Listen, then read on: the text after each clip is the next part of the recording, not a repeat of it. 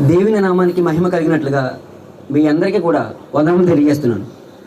అలాగే ఈ యొక్క బలిపీఠం మీద ఉన్నటువంటి దైవ సేవకులకు, అలాగే ప్రాంగణంలో ఇంకొన్ని ఎవరైనా దైవజనులు ఉన్నట్లయితే వాళ్ళకు కూడా వందనములు తెలియజేస్తున్నాను. ప్రేమపూర్వకంగా వారిని కూడా ఈ యొక్క స్టేజ్ పైకి రావాల్సిందిగా కోరుతున్నాను. ఎవరైనా దైవజనులు ఉంటే ఈ యొక్క ప్రాంగణంలోకి ఉంటే స్టేజ్ మీదకి రావాల్సిందిగా కోరుతున్నాం. సో అందరూ తలలు ఉంచినట్లయితే ప్రార్థన చేసుకుని ఈ యొక్క వాక్యదానాన్ని మొదలు పెడతాం. సకలాశీర్వాదాలకు మూలకారకుడు అయినటువంటి మా ప్రభువ, మీకే ఉందాం యేసయ్య. మీరిచ్చినటువంటి ఈ యొక్క సమయాన్ని బట్టి తండ్రి, ఈ రకంగా నేను నిలబడి మాట్లాడుతుండగా తండ్రి, నేనే కదా తండ్రి మాట్లాడేది, మీరే మాట్లాడండి తండ్రి. ప్రాముఖ్యంగా తండ్రి, ఈ యొక్క రోజున యవ్వన కాలంలో ఉన్నటువంటి కన్యకలు వారు దేవునితో ఎలా గోజాడాలి, దేవుని పని కొరకై ఎలా ఓడబడాలి అనేటటువంటి మీ చిత్తాన్ని చెప్పుచుండగా మీరు వినుచున్నటువంటి ప్రతి ఒక్కరితో కూడా పరిశుద్ధాత్మ ద్వారా మాట్లాడమని అడిగి వేడుకుంటున్నాం మాకన్నా తండ్రి. ఆమేన్. అందరికీ ప్రైజ్ లార్డ్. అందరికి కూడా వినిపిస్తుందా వాయిస్ క్లియర్గా? ఓకే. ఈరోజు కార్యక్రమం ఏంటండి చెప్పాలి. మీరు కొద్దిగా గట్టిగా చెప్తుంటే ఇక్కడ మనం ముందుకు వెళ్తుండొచ్చు. ఈరోజు కార్యక్రమం ఏంటండి చెప్పాలి. మెచ్యూర్ ఫంక్షన్, లేదంటే తెలుగులో పుష్పాలంకరణ, అంతే కదా, పుష్పవతి ఫంక్షన్ అన్నమాట. సో ఒక క్రైస్తవులుగా మనం ఈ యొక్క కార్యక్రమం కోసం మాట్లాడే ముందుగా మీకు చెప్పాల్సింది ఏంటంటే, బైబిల్లో మీరు ప్రకటన గ్రంథం నుండి ఆదికాండం వరకు చదివినా, ఆదికాండం నుండి ప్రకటన గ్రంథం వరకు కూడా చదివినా సరే ఈ యొక్క మెచ్యూర్ ఫంక్షన్ అనేది ఎక్కడ కూడా మీకు కనబడదు. సరే, మీరు బాగా పరిశీలిస్తే బైబిల్ చదివేటటువంటి అనుభవం మీకు ఉన్నట్లయితే ఆదికాండం నుండి ప్రకటన వరకు అటు నుంచి ఇటు వరకైనా, ఇటు నుంచి అటు వరకు చదివినా సరే మీకు ఎక్కడ కూడా ఈ యొక్క మెచ్యూర్ ఫంక్షన్, లేదంటే పుష్పవతి ఫంక్షను, ఇంకా మనకి బాగా అర్థమైందంటే పెద్ద మనిషి అయిందంట కదా, ఈ ఫంక్షన్ కోసం ఎక్కడ కూడా ఉండదు. మరి ఏముంటుంది అంటే, తండ్రి అయినటువంటి యెహోవా దేవుడు ఆదాముకు వివాహం చేసిన దాని కోసం ఉంటుంది. తర్వాత యేసుక్రీస్తు వారు కనాను విందులో వివాహ వేడుకలు పాల్గొన్నట్టుగా ఉంటుంది. అంటే వివాహం కోసం ఉంటుంది, జనన దినం కోసం ఉంటుంది, జనన దినానికి వ్యతిరేకమైన దినం కోసం కూడా ఉంటుంది. అంటే పేరు ప్రస్తావించకూడదు కాబట్టి చెప్పట్లేదు. పుట్టినరోజుకి వ్యతిరేకంగా ఏదైతే ఉంటుందో ఆ కార్యక్రమం కోసం కూడా బైబిల్లో చెప్పబడుతుంది. కానీ ఈరోజు మనం ఏదైతే కార్యక్రమం చేసుకున్నామో దానికోసం మాత్రం బైబిల్లో ఎక్కడా ఉండదు. మరి ఎక్కడా లేనప్పుడు మరి ఎందుకు అయ్యమని చేసుకుంటున్నాం? ఎప్పుడైనా డౌట్ వచ్చిందా? కొంతమంది ఈ కార్యక్రమం చేయొచ్చని, కొంతమంది చేయకూడదని అనుకుంటున్నారన్నమాట. అయితే ఒక క్రైస్తవుడిగా మనం చెయ్యాలా చేయకూడదా అని ఈ రోజైతే మీరు ఒక కొత్త విషయం తెలుసుకోబోతున్నారు. సో నమ్మిక ఉంచిన వారు దేవుని స్తోత్రం చెప్పాల్సింది కోరుతున్నాం. దేవుని స్తోత్రం, హల్లెలూయ. అయితే నేను ముందు చెప్పినట్టుగానే ఈ యొక్క మెచ్యూర్ ఫంక్షన్ కోసం బైబిల్లో ఎక్కడ కూడా డైరెక్ట్గా ప్రస్తావించబడి లేదు. దేవుడు కొన్ని విషయాలని ప్రైవేట్గా ఉంచవలసిన ప్రైవేట్గానే ఉంచాడు, అందరికీ తెలియజెప్పవలసిన విషయాలను తెలియజెప్పేలాగానే చేశాడనమాట. ఆ యొక్క క్రమంలోని భాగంగానే ఈ యొక్క కార్యక్రమం కోసం ఎక్కడ కూడా ప్రస్తావించలేదు. అయితే దీని చరిత్ర ఏంటయ్యా, ఇది క్రైస్తవులకు సంబంధం లేదన్నట్టుగా చెప్తున్నావు, పోనీ వేరే మతందా అంటే వేరే మతంది కూడా కాదన్నమాట. సో దీనికి చరిత్రలో ఒక ప్రాముఖ్యత ఉంది. ఈ యొక్క కార్యక్రమం కోసం ఇది ఒక మతానికో, ఒక కులానికో, ఒక భాషకో చెందినటువంటి కార్యక్రమం కాదన్నమాట. దీనికంటే ఒక చరిత్ర ఉంది, ఒక సంస్కృతి ఉంది. ఆ సంస్కృతిని మనం ఈరోజు ఆచరిస్తున్నాం అంతే. బైబిల్లో చేయమని చెప్పబడలేదు, చేయొద్దు అని కూడా చెప్పబడలేదు. కానీ మనం ఎందుకు చేస్తున్నాం? మనం ఆ కార్యక్రమాన్ని అడాప్ట్ చేసుకున్నాం అంతే. అయితే దీని చరిత్ర ఏంటి? దీని చరిత్ర కోసం మీరు చెప్పాలంటే, ఇప్పుడు ఈ యొక్క దేశం అనేది లేదంటే సొసైటీ అనేది చాలా అభివృద్ధి చెందింది. మీరు ఇప్పుడు ఇక్కడ చాలామంది పెద్దవాళ్ళు కూడా ఉన్నారు వయసులో. మీరు ఒకసారి ఆలోచించండి అమ్మా, ఒక 30 సంవత్సరాలు, ఒక 40 సంవత్సరాలు వెనక్కి వెళ్తే ఈ యొక్క సొసైటీ ఎలా ఉందా? రోడ్లు ఎలా ఉన్నాయా? గ్రామాలు ఎలా ఉన్నాయా? ఎలా లేవు. అసలు ఏది కూడా డెవలప్ కాలేదన్నమాట. మీకు స్వాతంత్రం రాకముందు, అంటే భారత రాజ్యాంగం రాయకముందు ఏ స్త్రీకి కూడా స్వేచ్ఛ హక్కు లేదు. ఇది అందరూ కూడా తెలుసుకోవాల్సినటువంటి విషయం అన్నమాట. ప్రాముఖ్యంగా ఓటు హక్కు లేదు స్త్రీలకి ఈ యొక్క దేశంలో. తర్వాత స్వేచ్ఛ లేదు. ఈ విషయం ఎందుకు చెప్తున్నా అంటే దాని నుంచి వచ్చింది ఈ యొక్క కార్యక్రమం అన్నమాట. ఏంటంటే పూర్వం స్త్రీలని ఒక వంట ఇంటి కుందేలుగానే భావించేవారు. అంటే ఒక స్త్రీ పుట్టిందంటే పెళ్లి చేసుకుని పిల్లలు కనడం వరకు, ఇంటి పనులు చేయడం వరకు మాత్రమే భావించేవారు అన్నమాట. పూర్వపు రోజుల్లో. అర్థమవుతుందా? సో అలాగే నిజంగా ఈ రోజు కూడా ఉండమైతే ఈ రోజు స్త్రీలు అనేవారు చాలా మంది జాబులు చేస్తున్నారు, మంచి మంచి స్థానాల్లో ఉన్నారు, ఆర్మీలో కూడా జాయిన్ అవుతున్నారు. దాని అందరికీ కారణం ఏంటి? చదువుకోవడం వల్ల. పూర్వపు రోజుల్లో స్త్రీలకి చదువుకునే హక్కు లేదు, స్వేచ్ఛ హక్కు లేదు, ఏమీ లేదు అన్నమాట. సో అలాగున్నటువంటి కాలంలో ఏం చేసేవారంటే స్త్రీలకి ఆడపిల్లగా పుట్టితే చాలన్నమాట, రోజుల్లో ఉన్నటువంటి పిల్లకే పెళ్లి చేసేసేవారు. మరీ దూరంగా. నిజం ఇది నేను చెప్పేది, ఇది చరిత్ర. 1-2 రోజులు ఉన్న పిల్ల కూడా పెళ్లి చేసేవారు. పెళ్లి చేసుకుని ఏం చేస్తారంటే ఏం కాదు, పిల్ల పుట్టిందంటే ఇదిగో ఈమె వీడికి చిచ్చేస్తాం డిసైడ్ చేసేవారు అన్నమాట. ఇప్పుడు కూడా మనకి అక్కడక్కడ వినిపిస్తున్నాయి. ఏమని? చిన్నప్పుడు పేరు పెట్టేసినాం ఏమేమో. అవునే కదా, విన్నారు మీరు? పేరు పెట్టేసిన అంటే ఏంటి? పుట్టంగానే వీడికి ఇచ్చి చేసేస్తాం అని ఇప్పుడు కాలంలో ఇచ్చి చేసేస్తాం అనుకున్నారు. కానీ అప్పుడు రోజు నిజంగానే చేసేసేవారు అన్నమాట. ఒక స్త్రీ పుట్టిందనంటే తన స్వాతంత్ర్యం లేదు, చిన్నప్పుడే పెళ్లి చేసేవారు. చిన్నప్పుడే పెళ్లి చేస్తే తనకి ఏమీ తెలియదు అన్నమాట. 5 సంవత్సరాల వయసులోనే 6 సంవత్సరాల వయసులోనే ఇలా చేసేవారు. రోజుల్లో పిల్లలు కూడా పెళ్లి చేసేసేవారు అన్నమాట. ఆ కాలక్రమేణా వస్తున్నటువంటి క్రమంలోని సంఘ సంస్కర్తలు అనే వాళ్ళు లేచి స్త్రీలను ఇలా చేయడం కరెక్ట్ కాదు, స్త్రీకి స్వాతంత్ర్యం కావాలి, స్త్రీకి చదువు కావాలి, స్త్రీ కూడా చదువుకోవాలి అని ఒక ఉద్యమం లేవనెత్తారన్నమాట. అర్థమవుతుందా? అలా తీసుకొచ్చినటువంటి క్రమంలో కొద్దిగా కొన్ని సంవత్సరాలకి మొదట్లో ఏం చేసేవారు? రోజులున్న పిల్లకి 5-6 సంవత్సరాలు ఉన్న పిల్లకే పెళ్లి చేసేసేవారు. ఆ క్రమంలో వచ్చినటువంటి మార్పులు క్రమంగా ఏమైందంటే మెచ్యూర్ అయితే పెళ్లి చెయ్యాలి, పెళ్లిడికి వచ్చింది అనేటువంటి ఒక క్రమం వచ్చిందన్నమాట. పూర్వ రోజు చిన్న స్థాయిలో పెళ్లి చేసేవారు. కాలక్రమే ఎక్కడి వరకు వచ్చింది? మెచ్యూర్ అయితే పెళ్లిడికి వచ్చినట్టు అప్పుడు చేస్తున్నారా అనుకున్నారు అన్నమాట. అర్థమవుతుందా? అంటే పూర్వం ఏం చేసేవారు అంటే మెచ్యూర్ అయిందంటే ఇంక పెళ్లిడికి వచ్చింది, పెళ్లి చేసేవారు. అంటే ఒక డెడ్ లైన్ పెట్టుకునేవారు అనమాట, అంతే. సో పెళ్లి చేసేవారు అంటే ఎప్పటిలా ఫోన్లు ఉన్నాయా? ఫోన్ లేవు. ఉత్తరాలు ఉన్నాయా? ఉత్తరాలు లేవు. వీడియో కాల్ అసలు లేవు. మ్యాట్రిమోనీలు అసలే లేవు. అంటే పెళ్లి సంబంధాలు చూసే ఆ యొక్క సొసైటీస్ ఏమవుతున్నాయో అవి ఏమీ కూడా లేవన్నమాట. మీరు పెళ్లి సంబంధం ఎలా చూడాలి? నిజంగా ఒకవేళ పెళ్లి సంబంధం చూడాలని అంటే ఇంత జనసంద్రం కూడా లేదు. ఇప్పుడు నేను చెప్పిన విషయాలన్నీ కూడా ఒక 50 సంవత్సరాలు 60 సంవత్సరాలు ఉన్నటువంటి వాళ్ళకి బాగా అర్థమవుతాయి అన్నమాట. ఇప్పుడు ఉన్నటువంటి 90s పుట్టిన వాళ్ళకి, ఈ యొక్క 2000 పుట్టిన వాళ్ళకి ఈ యొక్క చరిత్ర తెలియదు అన్నమాట. కానీ నిజంగా చరిత్ర మనం తెలుసుకుంటేనే ఈ యొక్క ప్రాముఖ్యత తెలుస్తుంది. తద్వారా దేవుడు మనకి ఏమి చెప్తున్నాడో తెలుసుకుంటాం అన్నమాట. అర్థమవుతుందండి? సో ఈ క్రమంలో మనం చూసుకున్నట్లయితే మెచ్యూర్ అయిందంటే మ్యారేజ్ చేసుకోవచ్చు అనే ఒక ఆచారంగా వచ్చారన్నమాట. అయితే మెచ్యూర్ అయితే మ్యారేజ్ చేయాలంటే ఎక్కడ దొరికితే సంబంధం? ఇప్పటిలాగా ఎంత సొసైటీలో ఇన్ని ఇల్లు లేవన్నమాట. అక్కడో 10 ఇల్లులు, అక్కడొక 7 ఇల్లు, అలా ఉండేవి అంతే. అక్కడో గుంపు ఉండేది అంతే. నిజానికి ఒకటి పెళ్లి చేసుకుంటా అంటే ఎవరికి తెలియదు, వాళ్ళ పిల్లలకి అన్నారు, ఎక్కడికన్నారు, అంతే. ఇప్పట్లాగా మొదటి పుట్టినరోజు వేడుకలు, పెళ్లి రోజు వేడుకలు, సిల్వర్ జూబిలీలు, గోల్డెన్ జూబిలీలు ఇట్లాంటివి లేవండి. అసలు పుట్టాడు అనేదానికి డేట్ ఒకటి తెలిసేయండి. డేటే తెలియదు కదా. డేటే తెలియనప్పుడు పలానా రోజు మీరు పుట్టినరోజు ఎలా చేసుకుంటాడు? ఇవన్నీ కూడా ఈ యొక్క ఒక 30-40 సంవత్సరాలు ఇప్పటి నుంచి వచ్చినవి మాత్రమే మనం ఏర్పాటు చేసుకున్నాం. కానీ నిజంగా బైబిల్ ఉందంటే లేదు. అర్థమవుతుందా? అలాగా ఒక పిల్ల పెద్ద మనిషి అయ్యింది, పుష్పత అయింది అంటే వాళ్ళ భావజనం ఏంటి? ఇంక పెళ్లిడికి వచ్చేసింది, ఇక డెడ్ లైన్ పెళ్లి చేసేది అని భావించేవారు అనమాట. అప్పుడు ఏం చేసేవారు అంటే ఈమె పెళ్లి కొడుకు చూడాలి కదా. ఆ క్రమంలో వాళ్ళ బంధువులు స్నేహితులు ఉంటారు కదా, వాళ్ళ ఇంటికి వెళ్ళి వీళ్ళు చెప్పేవారు అనమాట. ఇది కూడా పలానా సుబ్బగాడి కూతురు, లేదంటే పలానా వెంకన్న కూతురు, ఎట్లా చెప్పేవారు అనమాట. పలానా కూతురు పుష్పత అయింది. అర్థమవుతుందా? పుష్పత అయింది కాబట్టి ఏంటని ఒళ్ళు కావాలన్నమాట. సో వీళ్ళు ఏం చేసేవారంటే పప్పు విందు పెట్టేవారు అనమాట. అందుకే ఇప్పటికి ఇంకా మనం వాళ్ళు ఏమంటారంటే పప్పు అని అనడానికి కారణం అది. సో వీళ్ళు వెళ్ళి ఆ పరిసర ప్రాంతాల బంధువులకి తెలియజేసేవారు, పలానా వాళ్ళ కూతురు మెచ్యూర్ అయింది, సో మీరందరూ కూడా కార్యక్రమం రండి. ఇక్కడ మీరు ఎలాగైతే ఇప్పుడు కూడుకున్నారో ఆ రకంగా వాళ్ళు కూడుకున్న క్రమంలో చూసుకునేవారు అనమాట. అయ్యో పిల్ల బాగుంది ఇట్లాగా ఆ రోజు మాట్లాడుకుని అప్పటికప్పుడు పెళ్లి చేసినటువంటి సందర్భాలు కూడా చరిత్రలు ఉన్నాయి. ఇప్పుడు చెప్పండి, మెచ్యూర్ ఫంక్షన్ అనేది ఏ రకంగా స్టార్ట్ అయిందండి?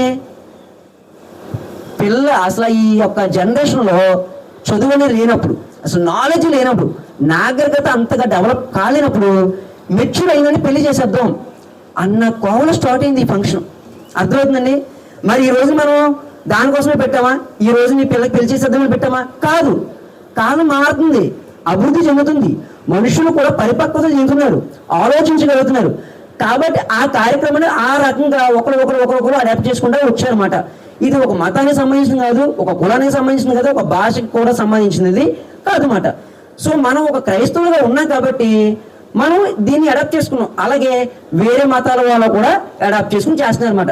ఇది కేవలం మన భారతదేశంలో మాత్రం ఉంటుంది, లేదంటే అఖండ భారతదేశం, మన భారతదేశం నుంచి ఏవైతే విడిపోయే దేశాలుగా అవి మాత్రమే ఆటలో మాత్రం చేస్తారన్నమాట. ప్రపంచం అంతటి కార్యక్రమం చేయరండి. అర్థమవుతుందా? సరే, ఇప్పుడు మెచ్యూర్కి సంబంధించినటువంటి చరిత్ర అయితే మీరు తెలుసుకున్నారు. ఓకే, మరి ఒక క్రైస్తవుడుగా మనం ఈ కార్యక్రమం ఎందుకు చేయాలి అని అంటే, సో ఇప్పుడు అన్యుడు చేస్తున్నాడు. అన్యుడు ఇందాక పాస్టర్ గారు చెప్పారు, యాక్చువల్గా ఈ యొక్క కార్యక్రమం అనేది ఈ రకంగా జరగాల్సింది కాదన్నమాట, వేరే రకంగా చేయాల్సింది. మనం దేవుడిని నమ్ముకున్నాం, దేవుడికి అనుకూలంగా చేయాలి అనే ఉద్దేశంతోనే ఈ యొక్క కార్యక్రమం ఈ రకంగా అరేంజ్ చేయడం జరిగిందన్నమాట. ఓకేనా? అయితే ఒక క్రైస్తవుడిగా ఈ యొక్క కార్యక్రమం ఎందుకు చేయాలంటే, 1 దశలోనికలు 5:18 ఉంటుంది. బైబిల్ ఉన్నవారు తీసి చూడండి, లేదంటే నేను చదువుతున్నా వినండి, సమయం లేదు కాబట్టి. 1 దశలోనికలు 5:18 ఏముంటుంది? ప్రతి విషయం అందులో కృతజ్ఞతాస్తుతులు చెల్లించుడి, ఇలాగూ చేయటం యేసుక్రీస్తునందు మీ విషయంలో దేవుని చిత్తము. అర్థమవుతుందండి? మన జీవితంలో మనం ఏది సంపాదించినా, ఏది మన జీవితంలో జరిగినా సరే దానికి మన కృతజ్ఞత చెల్లించేటటువంటి వారిగా మనం ఉన్నమాట. సో ఈ రోజుని రాజుగారి యొక్క కుమార్తె, ఈ యొక్క చెల్లి హేమశ్రీ అనే బిడ్డ వయసుకు వచ్చింది, అభివృద్ధి చెందుతుంది. ఇక్కడి నుంచి తన జీవితంలో ప్రతిదీ కూడా తెలుసుకుంటూ ఉంటుందన్నమాట, పరిపక్వత చెందుతుంది. సో ఈ యొక్క క్రమంలో దేవుని యొక్క కోపదల ఈ బిడ్డకి ఉండాల్సినటువంటి అవసరం ఉంది. కాబట్టి మనం ఏం చేస్తున్నాం, ఒక క్రైస్తవుడిగా ఈ యొక్క కార్యక్రమంలో దేవుని పాదాల యొద్ద పెట్టి దేవుని వేడుకున్నమాట, ప్రభువా ఈ యొక్క బిడ్డకి జీవితాంతకాలం కూడా నీ కోపదల ఉండాలి అని. అర్థమవుతుందా? సో ప్రతి విషయం అందరూ కూడా కృతజ్ఞతాస్తుతులు చెల్లించాలి ఒక క్రైస్తవుడిగా. సో అందు నిమిత్తమే మనం ఈ కార్యక్రమాన్ని ఏర్పాటు చేయడం జరుగుతుందన్నమాట. ఓకేనా? సో ఇప్పటి వరకు ఈ యొక్క పుష్పోదయ కార్యక్రమం ఎలా వచ్చింది అనేది చరిత్రలో తెలుసుకున్నారు.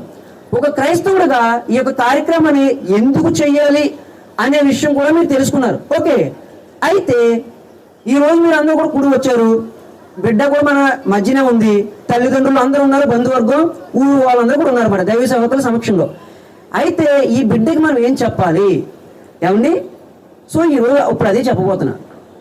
అయితే బైబిల్ గ్రంథంలో కన్యకలుగా ఉన్న వారికి చాలా ప్రాముఖ్యత ఇచ్చాడు అన్నమాట దేవుడు.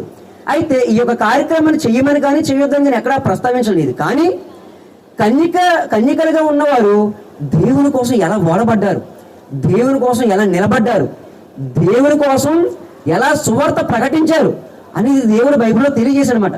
సో ఆ రకంగా ఉన్నటువంటి కన్యకల కోసం కొంతమంది మీకు ఈ అద్దకు చూపించి ఈ యొక్క ప్రసంగాన్ని ముగ్గురింపులోకి తీసుకొస్తారనమాట. మీరు ఆదికాండం 24:16 తీసారనుకో, ఒక మంచి కన్యక కనిపిస్తుంది అనమాట. ఆ కన్యక కూడా మీ అందరికీ కూడా తెలిసిన పర్సనే.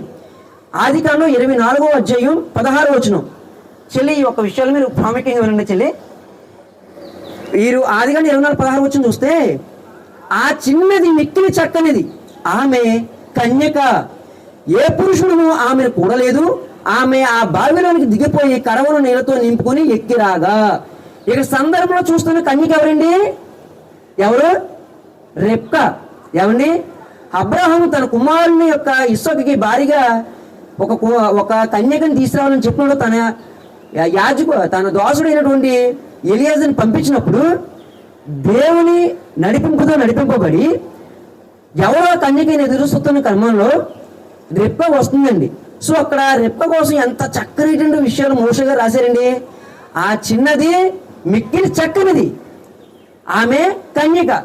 సో ఈరోజు మనం ఈ యొక్క కన్యకగా ఉన్నటువంటి ఈ చెల్లి విషయమే మనం చెప్పదలిచినప్పుడు రెబ్కా కోసం మనం చూసుకుని, రెబ్కా ఏదైతే మంచి పేరుని తెచ్చుకుందో, ఒక దైవ సేవకుని కుమారునికి భార్యగా అవ్వడానికి ఎలా ఎన్నిక కాబడిందో, ఆ లక్షణాలు ఈ బిడ్డకు పొందుకోవాలని మనం అందరూ కూడా కోరుకోవాలి. ఓకేనా? ఇక్కడికి రెబ్కాని చూపించాను. ఆ తర్వాత ఇంకొక కన్యక కూడా ఉంది. అపోస్తల కార్యాలు 12:12 ఒకసారి తీయండి మీరు. అపోస్తల కార్యాలు 12:12 నేను చదువుతున్నాను చూడండి. ఇట్లా ఆలోచించుకుని అతడు మార్కు అన్న మారుపేరు గల యోహాను తల్లి అయిన మరి ఇంటికి వచ్చాను. అక్కడ అనేకులు కూడి ప్రార్థన చేయుచుండిరి. అతడు తలవాకిన తలుపు తట్టుచుండగా రోదే అని ఒక చిన్నది ఆలకించడానికి వచ్చాను. సో ఇక్కడ చూస్తున్నటువంటి కన్యక ఎవరయ్యా అని అంటే, పేతురు గారు జైలులో పెట్టబడినప్పుడు సంఘము అందరూ కూడా కూడుకుని ప్రార్థిస్తున్నారు పేతురు గారి కోసం. ఆ యొక్క ప్రార్థన గుంపులో రోదే అని ఒక చిన్నది, ఒక కన్యక ఉంది. సో అంటే ఆ చిన్నదాన్ని బట్టి మనం ఏం తెలుసుకోవాలండి, ఆ చిన్నది కన్యకగా ఉండగానే ప్రార్థనా సహవాసంలో ఉన్నది, ప్రార్థన చేర్చులో పొందుచున్నది అన్నమాట. సో ఈ రోజు ఒక కన్యకగా ఉన్నటువంటి ఈ ఒక చెల్లి ఎంఎస్సీ కావచ్చు, లేదంటే మన చెల్లెలు కావచ్చు, అక్కలు కావచ్చు, ఎవరైనా సరే ఈ రకంగా కన్యకలుగా ఎంచబడినప్పుడు వారు ప్రార్థన చేసేవారిగా ఉండాలి. ఓకేనా? సో ఈ యొక్క రోదే అని చిన్నదాన్ని బట్టి మన యొక్క పిల్లలు ప్రార్థన చేసేవారిగా ఉండాలి. ఆ రకంగా మనం వారిని తయారు చేయాలి. ఆ విషయం మనం తెలుసుకోవాలండి. ఓకేనా? తర్వాత ఎస్తేరు గ్రంథం 2:9 చూడండి. ఇక్కడికి రెప్పను కన్యకగా చూపించాను, రోదేను చూపించాను. ఇప్పుడు ఎస్తేరు గారి దగ్గరికి వచ్చేప్పటికి మీ అందరికీ కూడా సాధ్యమైనంత మటుకు ఎస్తేరు గారి చరిత్ర తెలిసే ఉంటుందన్నమాట. సో ఎస్తేరు గారు చిన్నప్పటి నుండి కూడా వాళ్ళ పినతండ్రి గారి దగ్గర పెరుగుతూ ఉండి మంచి క్యారెక్టర్ కలిగి ఒక దేశానికి రాణి అయిపోయింది. ఓకేనా? సామాన్యంగా అంటే ఒక పల్లెలో పుట్టినటువంటి పిల్ల ఒక దేశానికి రాణి అయిపోయిందంటే సామాన్యమైనటువంటి విషయం అండి. ఎందుచేత అయింది? తన క్యారెక్టర్ని తను కాపాడుకుంది కాబట్టి, చిన్నప్పటి నుండి కూడా తను దేవునిలో ఎదిగింది కాబట్టి.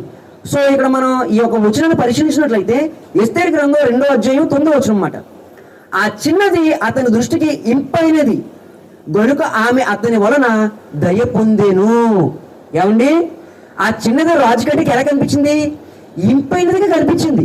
నిజానికి ఎస్తేరు కన్నా చాలా ధనికులు, సౌందర్యవతులు అందరూ కూడా అక్కడ చేరారు. వాళ్ళు చాలా మేకప్ వేశారని కూడా బైబిల్ గ్రంథంలో రాయబడి ఉంటుంది. ఏమండి? కానీ ఈమె నేచురల్గా ఉండగానే రాజుకు నచ్చుతుంది. రాజుకి నచ్చంగానే ఆ దేశంలో రాణి అవుతుంది అన్నమాట. సో ఎందువలన? ఇక్కడ రాజుకి నచ్చడం కాదండి, ముందు దేవుడికి నచ్చింది ఎస్తేరు. దేవుడికి నచ్చింది కాబట్టి రాజుకు నచ్చేలా దేవుడు చేశాడు. కాబట్టి ఈ రోజు ఎవరైనా పుష్పత అయ్యి కన్యకగా ఎంచబడ్డారు అనంటే వాళ్ళు ఫస్ట్ ఎవరికి ఎంచబడాలి? దేవునికి ఇష్టపూర్వకంగా అవ్వాలన్నమాట. దేవునికి ఇష్టపూర్వకంగా అయితే వాళ్ళు ఒక సమాజానికి ఇష్టపూర్వకంగా అవుతారు. ఇష్టం అంటే మళ్ళీ నేను తప్పుడు రకంగా ఆలోచించడం ఇష్టం కాదు. దేవుడు యేసుక్రీస్తు వారు దేవుని దయ్యందును మనుషుడు దయ్యందును వర్ధిల్లుచుండునట్లు ఇష్టం అంటే అది మాట. ఎదుటి వాళ్ళు అయ్యో ఈ బిడ్డ చాలా మంచిదిరా, ఈ బిడ్డకి మనం మంచి చెయ్యాలి అనే రకమైన ఇష్టం మాట. సో ముందు మనం దేవునికి ఇష్టపూర్వకంగా అయితే ఈ ప్రపంచంలో ఉన్న ప్రతి ఒక్కరు కూడా ఇష్టపూర్వకంగా అవుతామన్నమాట. ఓకేనా? ఇక్కడ రెప్కా గారు అయిపోయారు, రోదే గారు అయ్యారు, ఇక్కడ ఎవరైనా ఎస్తేరు గారు కూడా అయ్యారన్నమాట. ఇంకొక కన్యక గారి కోసం కూడా మీరు చూపిస్తాను చూడండి. 2వ రాజుల గ్రంథం 5వ అధ్యాయం 3వ వచనం తీయండి ఒకసారి. 2వ రాజుల గ్రంథం 5వ అధ్యాయం 3వ వచనం. అక్కడ మీరు చూసినట్లయితే అది షోమరోలో ఉన్న ప్రవక్త దగ్గర నా ఏలిన వారు ఉండవాలని నేను ఎంతో కోరుచున్నాను. అతడు నా ఏలిన వానికి కలిగిన కుష్ఠరోగమును బాగు చేయనని తన యజమానురాలితో అనిదు. ఇక్కడ చూస్తున్నాడు కన్యక ఎవరంటే, బైబిల్లో ఒకరికి కుష్ఠరోగం వస్తుంది. ఎవరండి? నయమానికి కుష్ఠరోగం వచ్చినప్పుడు అక్కడికి ఒక పని మనిషిగా ఒక చిన్నది తేబడింది అంతే. ఎలాగా? పని మనిషిగా తేబడింది అంతే. ఆమె నిజానికి నన్ను ఈడి పని మనిషిగా చేస్తున్నాడు, ఈడికి మంచి సలహా ఇవ్వాలని అనుకోలేదు. నా యజమానుడు ఆరోగ్యంగా ఉండాలి అని కోరుకుంది కాబట్టి తన దాసుల దగ్గర పరిచయం చేస్తూ, అమ్మా నా యజమానుడు కుష్ఠరోగంతో బాధపడుతున్నాడు కదా, నా యజమానుడికి ఒక ప్రవక్త దగ్గరికి వెళ్తే బాగుపడతాడమ్మా, అతని యొక్క కుష్ఠరోగం పోతుందమ్మా ఇది సలహా ఇచ్చింది. ఎవరండి? అక్కడ ఒక చిన్నది. సో ఈ రోజు మన కన్యకలు, మన చెల్లెళ్ళు, మన అక్కలు, ఇక్కడ ఉన్నటువంటి ప్రాంగణంలో మీరందరూ ఎలా ఉండాలి? ఒక మంచి సలహా చెప్పేవారుగా ఉండాలి. ఒక దైవజనుడికి మంచి సలహా చెప్పేవారుగా, దైవజనుడికి లేదంటే దేవుని సువార్తకి అనుకూలించేవారుగా ఉండాలన్నమాట. అది ఎప్పుడు వస్తుందండి? దేవుడిలో మనం ఎదిగినప్పుడు మాత్రమే ఆ రకమైన ఆలోచన వస్తుంది. ఇక్కడ ఆ చిన్నది ఆ యొక్క యజమానుల కోసం సలహా ఇచ్చింది. ఎందుకని ఇచ్చింది? దేవుడు ఆ బిడ్డకి సలహా ఇచ్చాడు కాబట్టి ఆ చిన్నది వెళ్ళి ఆ యజమానురాలికి సలహా ఇవ్వగలిగింది. కాబట్టి మనం దేవునితో అంటకట్టబడి దేవునిలో ఎదుగుతూ ఉండాలన్నమాట. సో ఇక్కడ ఈ చిన్నదాని కోసం కూడా తెలుసుకున్నారు కదా. అలాగే ఇంకో మరికొంతమంది ఉన్నారు, వారి కోసం కూడా తెలుసుకోవచ్చు. చూడండి, సమూయేలు మొదటి గ్రంథము 9వ అధ్యాయం 12వ వచనం తీయనమ్మా. సమయానుకూలంగా నేనే చదువు చెప్తాను, మీకు మొత్తం కంటెంట్ గుర్తుంటే సరిపోతుంది. ఓకేనా? సమూయేలు మొదటి గ్రంథము 9వ అధ్యాయం 12వ వచనం. అక్కడ చూసినట్లయితే, అందుకు వారు, ఇదిగో అతడు మీ ఎదుటనే ఉన్నాడు, త్వరగా పోయి కలుసుకుని ఈ దినములనే అతడు ఊరికి వచ్చాను అని చెప్పాడనమాట. అయితే ఇక్కడ విషయం ఏంటంటే, అక్కడ మనం పరిశీలించినట్లయితే అక్కడ ఆ చిన్నది అన్నగా ఎవరంటే సౌలు గాడిదలు తప్పపోతే వెతుక్కుంటూ వెళ్తాడనమాట. 3 రోజులు కూడా 3 దేశాలు తిరిగినా సరే ఆ గాడిదలు దొరకవు. అప్పుడు ఆ సౌలు సమూయేలు యొద్దకి వెళ్ళడానికి ఆలోచిస్తారు. అప్పుడు అక్కడ కొంతమంది కన్యకులు వచ్చి వీరికి మంచి సలహా ఇస్తారన్నమాట. మీరు వెళ్ళండి, మీరు వెళ్తే ఆయన ఇప్పుడే దొరుకుతాడు అని ఒక మంచి సలహా ఇవ్వగలిగారు. ఎందుకు ఇవ్వగలరు? ఒక దైవజనుడి యొక్క ఆచూకీ చెప్పగలుగుతున్నారు, ఒక దైవజనుడికి అడ్రస్ చెప్పగలుగుతున్నారు అనమాట.